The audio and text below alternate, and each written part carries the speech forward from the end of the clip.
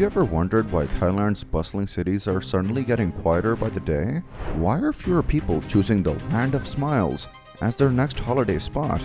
Today, I'll try to explain every reason why just about everyone, including the locals, expats, and also tourists, are leaving Thailand behind.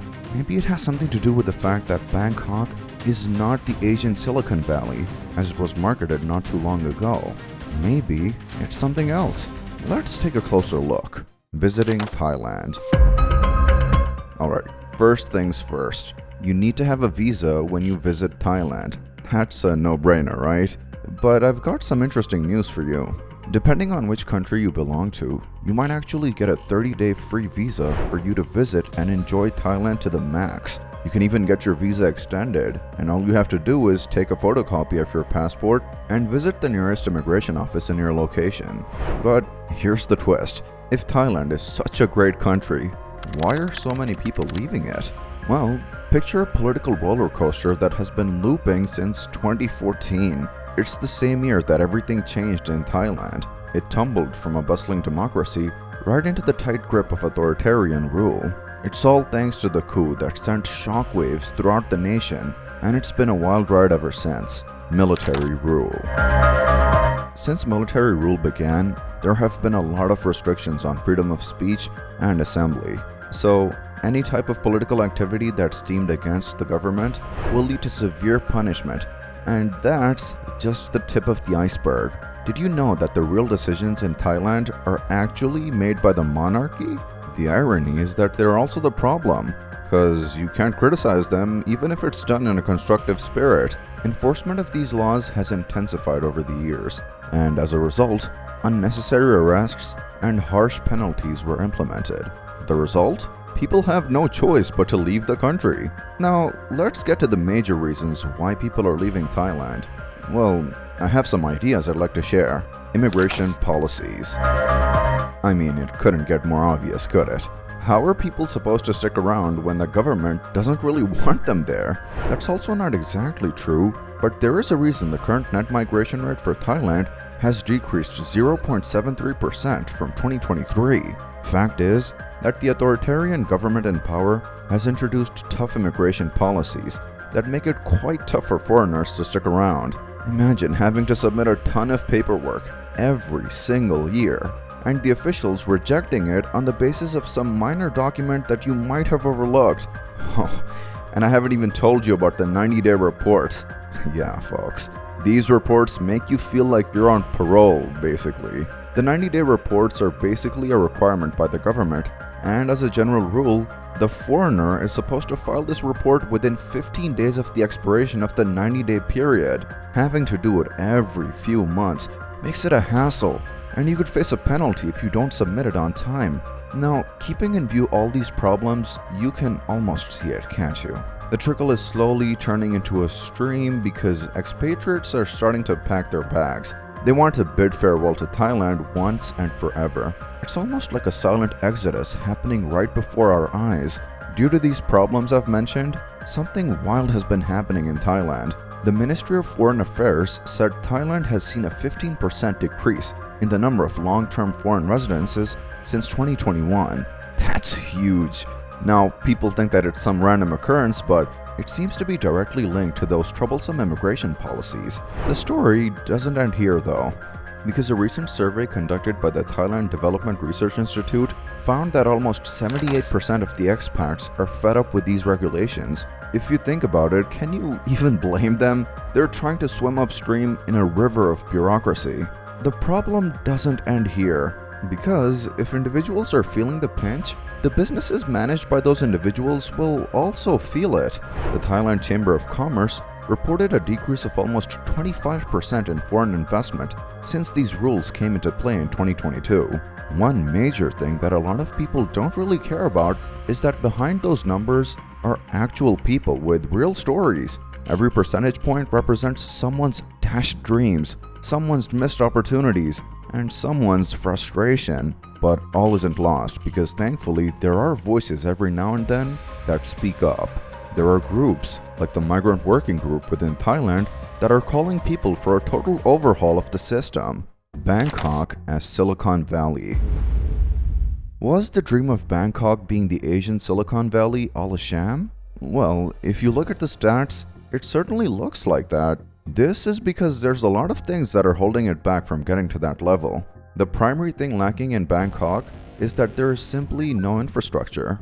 You know, in any Silicon Valley, you would look for fancy tech parks and innovation hubs. Yeah, Bangkok's a bit behind on that front. And speaking of catching up, the internet speeds in Bangkok are quite ancient as well. They're not up to par with the big players. I mean, if you look at it, they only rank 23rd globally for fixed broadband speeds, so there's a lot of room for improvement. And let's not forget about the research and development spending. According to various reports, in 2021, Thailand spent about 1% of its GDP on research and development. Now that definitely does not sound okay. But wait till you hear what the US spends. America spends a hefty 2.8% of its GDP on research, and it's a pretty big gap if you compare it to Thailand. Then, there's also Thailand's business landscape. From afar, it might look like it's a pretty decent place to set up shop.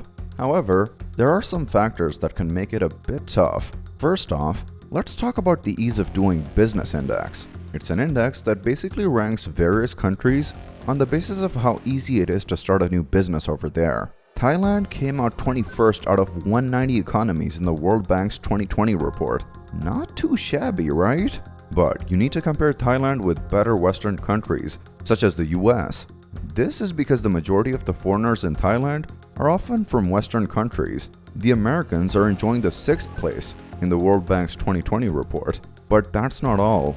Business inside Thailand is quite tricky because of corruption. If you're looking for some specifics, check out the Transparency International's Corruption Perceptions Index for 2022. You'd be surprised that Thailand landed at 110 out of 180 countries.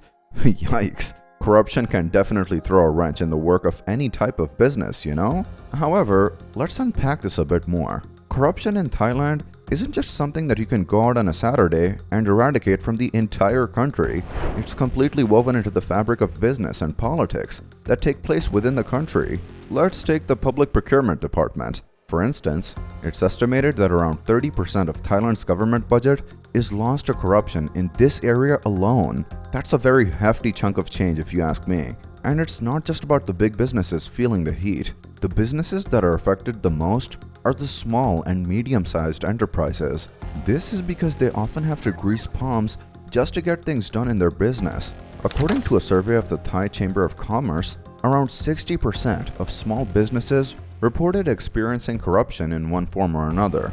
While corruption is at an all-time high in Thailand, it's not like new efforts are being taken to eradicate corruption. Thailand has made a separate department to handle these corruption cases, and they're called the National Anti-Corruption Strategy and the Anti-Corruption Organization of Thailand. I know, right now the road might feel bumpy, but there's no need to lose hope.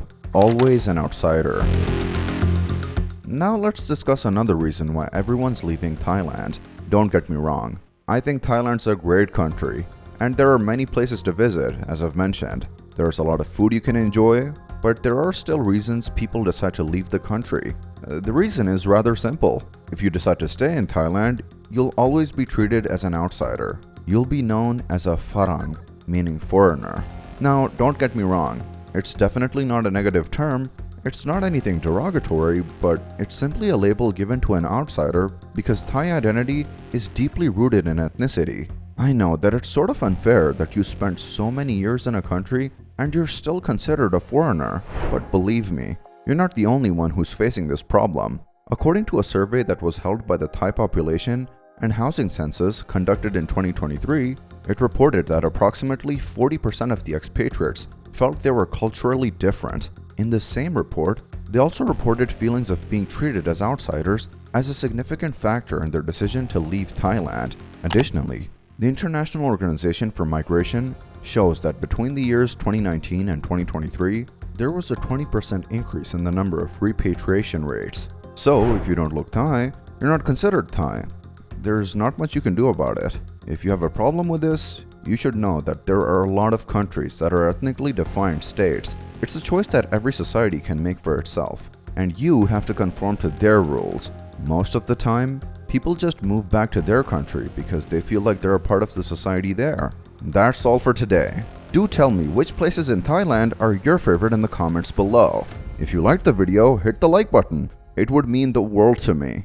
Until next time.